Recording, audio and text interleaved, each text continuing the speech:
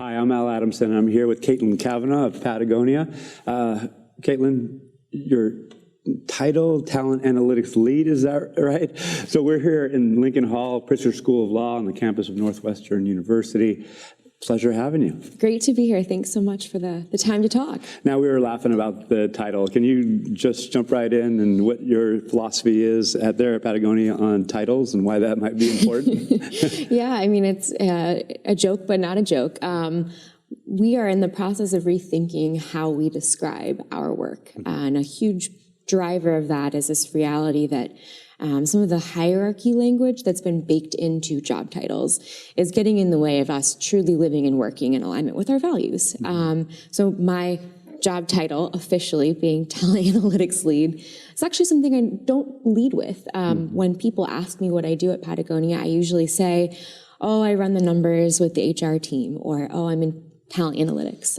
Even talent analytics is something that a lot of people don't have a whole lot of awareness to outside of our space.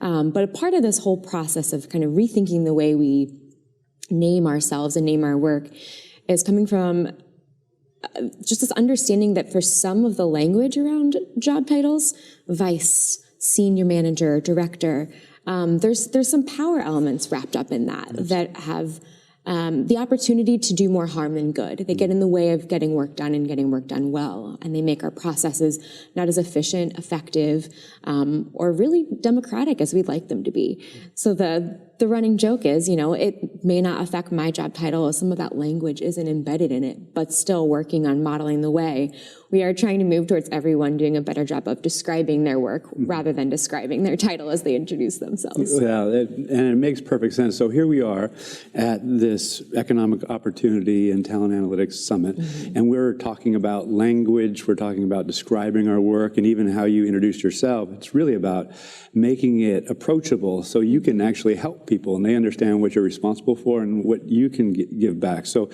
again, go a little bit deeper into that notion, because like you said, it affects behavior. It affects how people interact and regard one another. Is that right? Yeah. What we found was that by relying on, again, this hierarchy element of title, things like decision-making became problematic. I need to go get my VP to approve this before that call can be made. I didn't have the opportunity to make the call about this until director was in front of my name. This kind of way of working can be really ineffective. We find that if we are using title to be the reason something happens, we're probably straying too far from the way the work needs to be done. So an example, if you have to be promoted into a director role in order to get buy-in from a room, even though you're the subject matter expert on that thing, we've lost something. So the way we're thinking about this language is, instead of being the director, comma, HR, director, comma, marketing, you're in marketing. And your ability to draw value in a conversation and add value to that conversation should be about that body of knowledge you bring to the table, rather than this word that happens to be in front of your name. Yeah, absolutely love it. So it's also very clear on what that person can deliver to the organization, to the people in the room in that particular instance. And you all have done some work that's analogous to regenerative agriculture, where it's not only giving back internally, it's, how does it positively affect the broader community? Dean Carter in the panel just a little bit ago talked to that. So can you go and explain, how that aligns with this notion of language and job titles and so forth? Yeah, I think the language link is really interesting. So we are working as a company on regenerative organic agriculture. But this philosophy around regenerating really applies not only to how we treat our land, but to how we treat our people internally and how we interface with our communities. So with our employee base, our philosophy of kind of regenerative HR, to borrow a Dean term, is really thinking about how do we ensure that anything we're asking people to do is bringing as much value into their life and into their existence as it is extracting or taking away. Is it important to set goals and drive performance only in that the company pulls something out of that person? Or can we reframe it and think about opportunities to drive performance in a way that brings something back into your life? And I think that's where we're getting some traction around this idea of, embedding the growth mindset in everything we do. Hopefully you're getting opportunities to grow and develop as a human by virtue of the work you're doing. We see that with the performance. The example that Dean raised earlier today around how we evaluated reframing our working schedule for several portions of our population, this 980 schedule. It wasn't just about, hey, did productivity slide? Did people slack off? No, it was, we were curious to see if having this different way of thinking about work added value to your life. Did you have better relationships with your family? Was it easier to schedule doctor's appointments? How did we, by virtue of doing this thing around your workday, add to your ability to function as a human holistically, rather than just focusing on, can we still get 80 hours of work out of you every pay period? Right. And that kind of translates well into how we work with our supply chain, which we don't own, and a huge, very important role of our business, we feel, is to be leaders in sustainability on the environmental side, on the people side. A lot of that effort coming out of actually not HR, but a different part of our company that's focused on things like fair trade certification for the manufacturing facilities we work with, ensuring that our people, who are not our people, but by virtue of working with us, are our people, right, are getting paid well, treated fairly, and are having opportunities to sustain their lives. Well, to pick up on one key theme that you just shared, and it's something that Dean Carter just shared again to reference that conversation, is a lot of the metrics that are very important in what you described likely don't exist in many organizations right now. I understand they had to be created. You had to go and ask people how they think and felt, and use those as something to move as a goal. You know, whether it be benefits, relationships, ability to schedule time with doctors. Can you speak about the need to innovate new measures that align with the culture that you want to create? Yeah, I think that is key, and HR has taken, from my understanding, being a little younger in the game, seems native to me, but it's taken HR a while to even get to the point of having consistent metrics on what we are measuring, to have that be something we can compare across organizations, compare over time within organization. To do this kind of work, it is, again, going to take some creativity and innovation to think through how we assess what is important when we think about opportunity, sustainability, mobility, and create basically a safe space for us all to talk about this. Something we're paying attention to, again, in that specific example, looking at the quality of life people are experiencing outside.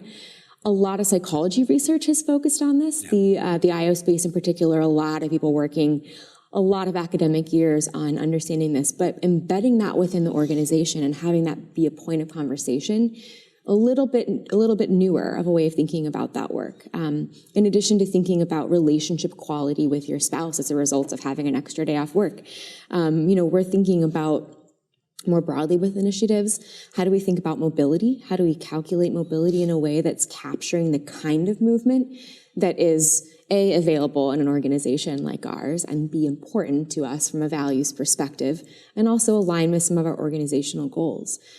So we do some work with what we call an employee development program, which gives sort of shorter-term gigs to people who may have a skill set that's not directly tied to the work they're doing as an opportunity for you to develop and work in a different part of the business. Your time, your hours can be borrowed and used on a different product. And one of the things that we're curious about and our HR leadership's thinking about is how often do we convert people who do these development opportunities into new and different work? Does that create a pathway for mobility through the organization? And if you're not kind of attending to that, it's really hard to make a case, especially if you need to make a business case or an ROI case for it. If you're not measuring it, it's a little bit hard to do that. Right. So that's something that we're thinking about too. ROI not necessarily being a priority for us, but really that human element being more important. How do we show that we're adding value to people's lives by helping them craft a career at Patagonia that allows them to bring their whole self to work, use skills that they have that may not be totally tied to the work they're doing now, and feel like they're growing, progressing along their path? Yeah, as you're talking, and I'm thinking about someone who might be listening to us right now, and you specifically, whether they be a business leader, CHRO, head of talent, or talent acquisition, or people analytics, it's like, well, Caitlin's talking about employee experience. Now she's talking about, talent account management. She's talking about employee branding. She's culture, all these themes. But you are taking a data perspective on it because data sheds insight into what's happening and what can happen if we nudge something. So you mentioned the 980. 980 work schedule. So can you speak to that?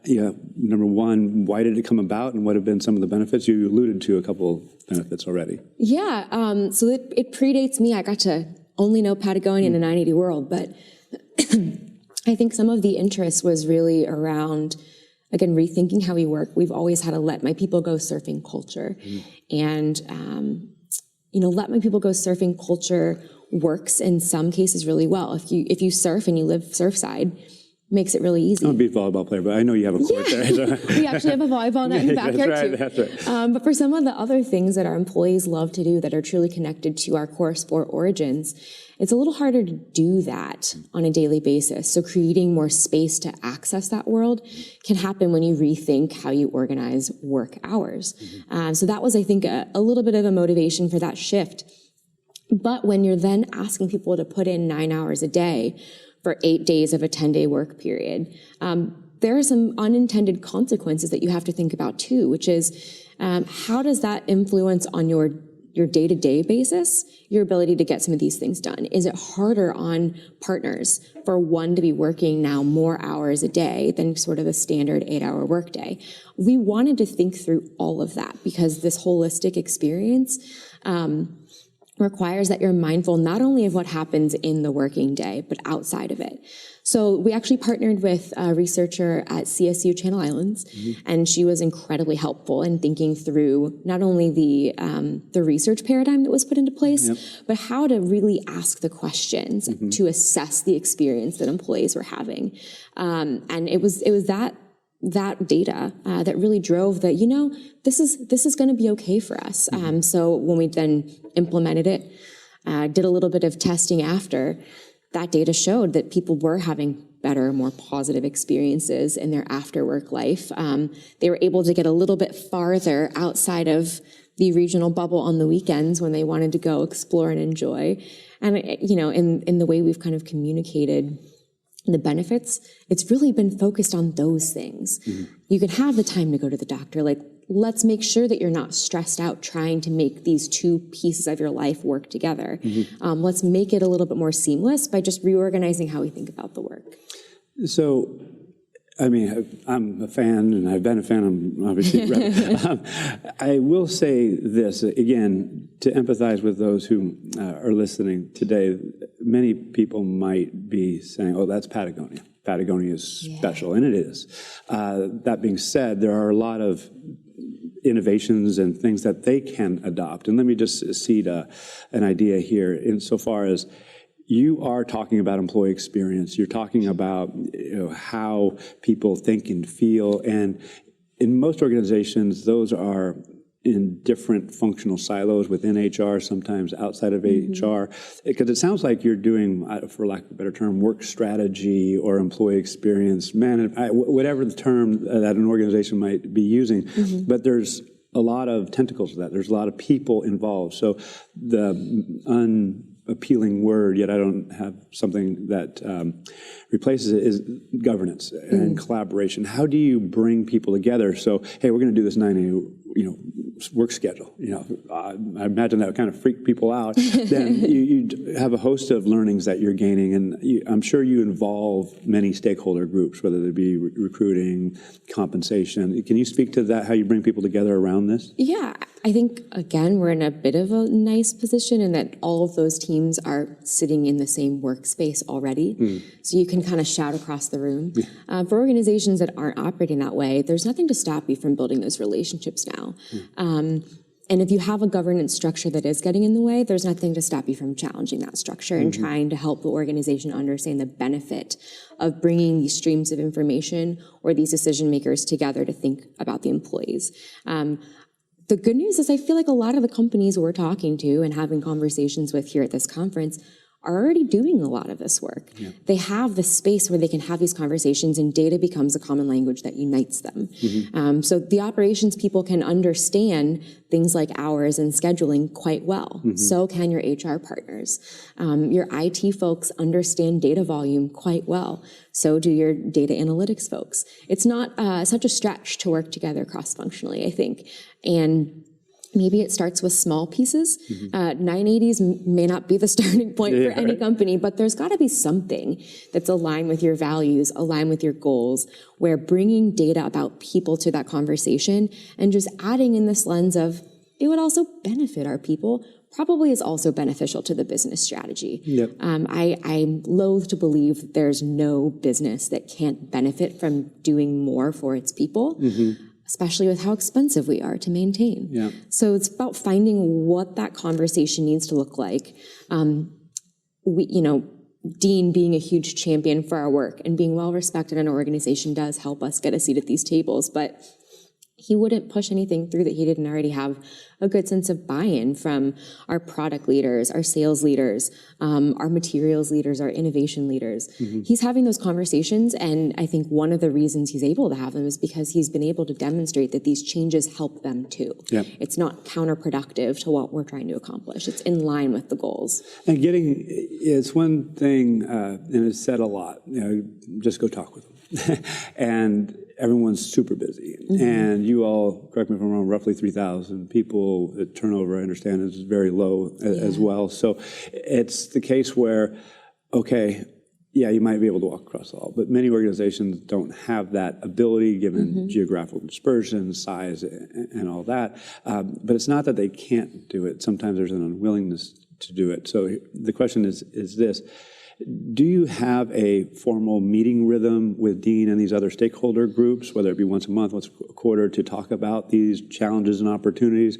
Or is it something on an as-need basis that, okay, I see this need emerging, let's get together on this particular topic? What does that look like? It's a combination of both. We've gone through phases of having more formalized cadences in place. We've gone through phases where it's a lot more fluid.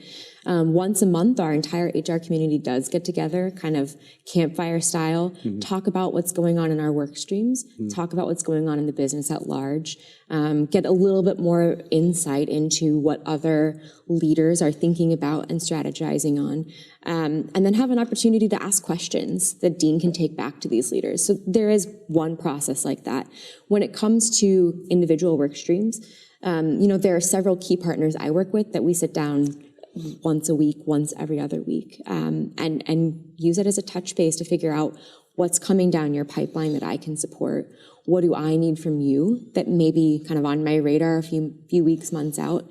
And then a lot of the rest of it is truly more of a free-flowing workflow. Being able to set up time on someone's calendar and say, hey, I've got this idea. I'm not sure where it's going to go yet, but I want to run it by you. That's something where having a relationship in place makes that easier. So sometimes that formal structure can help you get to a place where you can use that informal communication more readily. Yeah. But we've kind of used a little bit of both over time, depending on what's needed for the project or the situation. Well, just own my own bias. I love that. I love it for a variety of reasons, and I love it on behalf of any organization that might be listening or might be exploring the challenge around why people analytics hasn't stuck at my organization. Is what I heard there is that you have a forum by which to slow down and truly listen to your internal customers, if we can call them that, mm-hmm. their needs, their concerns, and plan your work so you can plug in. Whereas most organizations, I would say, and this is a bit of sadness when I say it, are, okay, I need this report, and you had 20 minutes on the agenda, now it's 10, mm-hmm. and da-da-da-da, and boom, and you're out. And it's like, hey, is that project done? Do we have this dashboard? So it gets kind of diminished. It's not in context. And so what I hear is that you'll just slow down a little bit, do a lot of listening, so when you put together your project and put it forth, that they understand the connective tissue as to why it's a priority. Is that a fair summary? On its best days, it looks like that. Everything's perfect. We, like anyone, still have moments where there's that, hey, can you pull this? Also, I might need it in 20 minutes. What is that going to look like? Yeah. And I think getting to be in a space where our team is still building out a lot of this work, we can be a little bit more strategic. That's a luxury I know not everybody has. Yeah. And I'm thankful for that opportunity to be a little bit more strategic.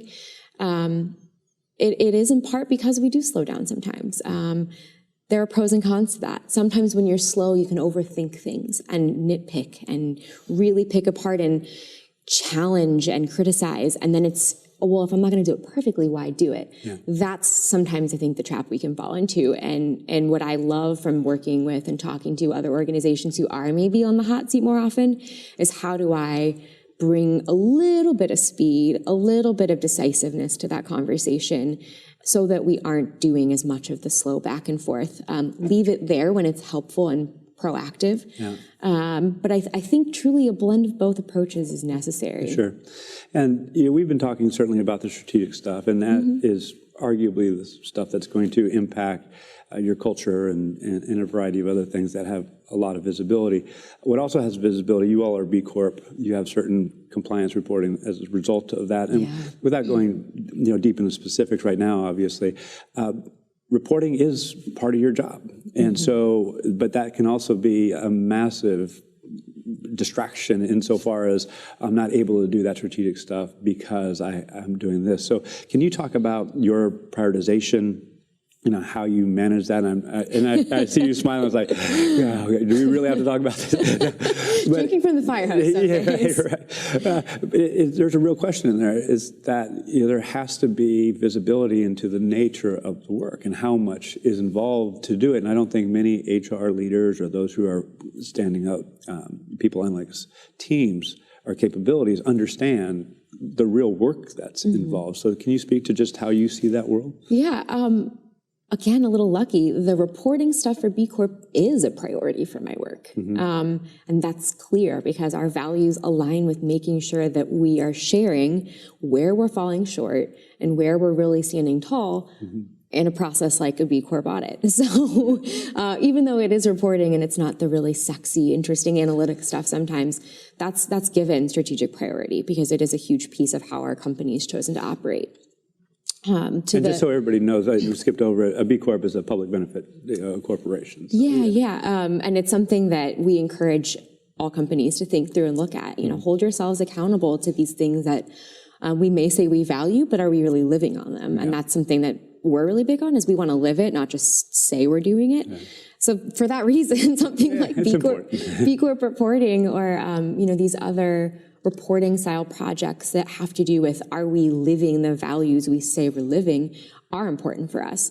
Kind of to your point about, I forget where you were going with this one, but organizing the work and thinking about that strategy piece, it does sometimes mean that things that would otherwise probably be the more strategic element kind of get put to the side or picked up and set down at various points in time. Yeah. And as we start to wrap up and put a bow on this, if we can, is you have had some language. We started this discussion with language, and it's around bringing the whole self to work and creating the safe place. You mentioned growth mindset. So as you move forward, what are some of the innovations that you would like to see happen? We're talking in a year's time, 2 years' time. Can you just, where are you going with your work? Yeah. So I'm fortunate to be a piece of a great talent team. As an IO, I have passions that aren't just in the data, but the data can help inform a lot of what we think about learning and development, talent management, career planning, performance management. And I think one of the cool things that I'm seeing, and I think the measurement behind this is going to be really fascinating, this idea of next generation or next generation performance management, teaming, collaborative work, functioning in a more agile team format. All of that has interesting implications, period. But when we transport that to our organization, we get really excited about these interesting implications because coming from this growth mindset perspective, what does my future as an employee look like becomes a really different question when you're no longer focusing on the title hierarchy and the language around that and really dialing it into what work do I want to do next? What impact do I want to make next? So how do we think about getting people opportunities to do their next? how do we think about assessing whether or not that's working? How do we organize people and works? How do we break work into gigs and think about letting people do a little bit more flexible work? In that, I mean, they may own little pieces of different bundles of what we would normally have called one job. Yeah. All of that's a really interesting analytics challenge. Absolutely. And I don't have an answer yet. It's going to be something that I'm learning much as the rest of us are. How do we assess what good looks like on that? How do we even keep up with the volumes of data that could be generated from these processes where, if you're reteaming multiple times in a year or working on really disparate pieces of work, how do we understand how you're showing up in all those spaces? I think there's a lot of interest around network analysis and understanding from that network perspective what work looks like. To do things like understand collaborative overload, or how do we assess diversity and inclusion when we're thinking about networks and whose network looks like what because of what factor. All of that is something that I think we really would love to get to tomorrow as a company and as an analytics group. And you kind of have to walk before you run a little bit. But the work is moving there pretty fast.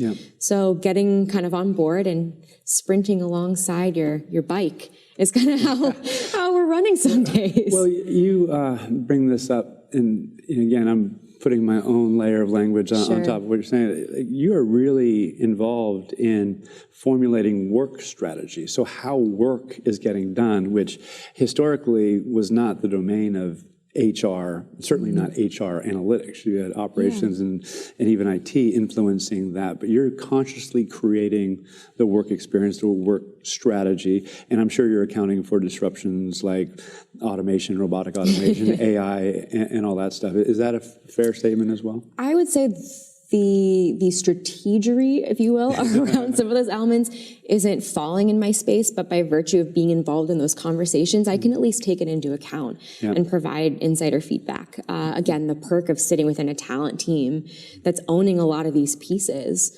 within HR is that I'm one step removed from that process rather than hearing about it by proxy. I'm in some of those conversations. It's what we talk about at lunch. And then just having to deal with it. And it's like, where did that come from? Then it's like, hey, how would we measure that? Well, let me ponder it and get back to you. We'll think of something here. Maybe go talk to a couple of other people. But that's the benefit of being pretty closely linked and working in a much more cross-functional fashion. So if I'm a business executive, CHRO, head of talent, what have you, I sense it would be great to go to you and say, hey, Caitlin, here's my challenge. Here's what I'd like to learn more about. What are the arrays of ways that you can get at this, as opposed to, hey, I have this diversity challenge, give me, my diversity metrics right now, and because that might be of marginal value. Is that, can you talk to that? I don't think I've ever spoken to someone in analytics who would not prefer to be approached with the question in that fashion. If you come to an analytics professional, especially in the people space, where a lot of folks, in addition to being masters at manipulating data sets, also have a good understanding of the people side of this framework. They would much rather hear, hey, there's a funny thing happening, I'm curious. And they can then help that business leader put in place some working hypotheses, some ways you might assess that. Partnership like that will go so much farther than if you come and say, like, give me the numbers. I need to know what this number looks like. Because a lot of times what I've found, and I think what anyone in this space would tell you, is you're asking for the wrong number to answer the question behind your question. So come to us with your question, not what you think the answer is, and we'll help you figure out if that's the right number to answer your question. And to our earlier discussion, we might not have the right data. We might have to go and create it. We might have to go find it. And there might be an array of analytical techniques that we can apply or tools that can help get at that. But if we're just going after that. So, thank you for your answer. So any concluding remarks as we start to wrap up, or as we wrap up? I think it's a really cool time to be in this space. I, again, feel pretty lucky to be doing it here. If there's one thing that I'm taking away from our conversations at this conference, everyone's got to keep learning and pushing, and failure may be really inherent in that. So creating that kind of safe space in an analytics world, in any work that anyone is doing, seems to be key to making that happen. I love hearing from every analyst I talk to how many things they tried and failed before they got the thing right. Whether it's trying to implement a new metric, trying to run an analysis with a complicated data set, trying to answer a question that they thought should have been really simple. That failure story, I think, is really important to share and to communicate and talk about, because we can't advance any of this stuff unless we put forth something and see if it works. And understanding it may fail 90% of the time, we'll get to the 10% that works to answer these bigger people questions. Yeah. Caitlin, you rock. Oh, thank Appreciate you.